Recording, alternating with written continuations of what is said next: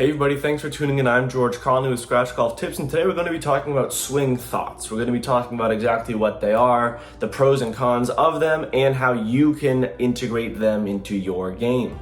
So first off, let's address what a swing thought is. A swing thought is exactly what it sounds like. It is a thought you have right over the ball or during your swing. It's something that's in your mind that you should actively be focusing on while at address, taking the club back through a transition. Now, before we go any further, it's important to note that swing thoughts are not for anyone. There are a lot of really great golfers who cannot stand swing thoughts. They do not like having anything in their mind other than some emptiness just to flow through the ball, while on the contrary, many great golfers love having swing thoughts and they need a thought to guide them through their swing. Now, that being said, if you do want to have a swing thought or swing thoughts, it is important to note, do not have more than one, maybe two swing thoughts at one time. There are a lot of players who will stand over the ball saying, all right, I need to have very good posture, I need to rotate the upper body, I need to bring my hands down to shallow my swing path, and that's just too much. We can't be focusing on 3 or 4 things. It's very important to have one thing, maybe two,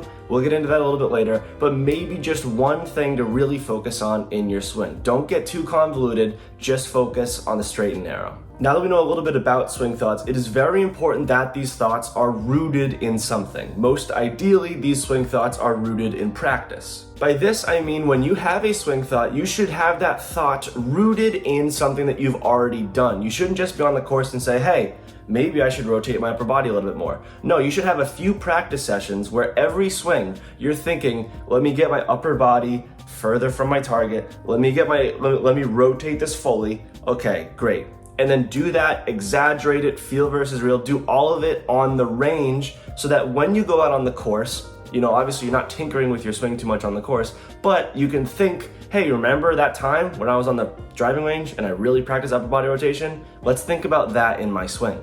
That way you can root back to something you've already done so you're not just in the wild like, I don't really know what I'm doing. Have it rooted in some kind of practice. Let's talk about some of the most popular swing thoughts. A big swing thought that a lot of players have, which is actually very easy to implement because it's not necessarily the swing, is posture. Think about pinning your shoulders back a little bit over the ball and think about maintaining that posture throughout the entire swing. This is very easy because it's not necessarily part of the swing, it's something at address. Another super common and often very beneficial swing thought is one of tempo and rhythm. If you have that swing thought, you're not jerking the club back or going too slow and lagging it back. You're very deliberate in what you're doing. And for me, when I'm deliberate about my tempo and when I think about my tempo, I see a lot of consistency in my swinging. I see a lot of consistency in my ball striking. Another example of a great swing thought, especially for slicers, would be to focus on your takeaway. A lot of slicers tend to take the club inside and then come outside. So if you go on the practice range and you really focus on keeping that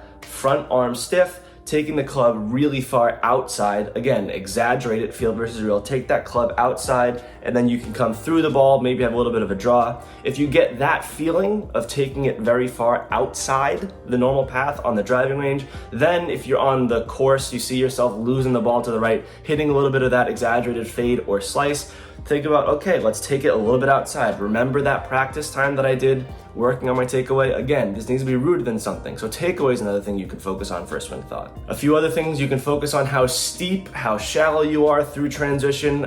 You can always think about your release if you're trying to hit a big draw, releasing the hands. There are a million different things to think about, but as I said, they need to be rooted in something. You don't want to have more than 2 max, probably just 1, and you want to have these things be directly applicable to your game. So to summarize, are swing thoughts really that good? Are they really bad? It really depends. Just like anything else in golf, it depends on each individual golfer. What I will say is if you've never tried a swing thought, I wouldn't say, oh, swing thoughts aren't for me. I would try it, and if it really messes you up, never go back to it, but it is worth a try as it is beneficial to many golfers. I'd love to hear your swing thoughts or your opinions of swing thoughts. Leave them down in the comment section below. If you enjoyed this video, please leave a like rating down below. That helps YouTube show this video to more people who will find it beneficial. And if you want to see more content like this, feel free to subscribe to the Scratch Golf Tips YouTube channel. Thank you all very much for watching. Play well and take care.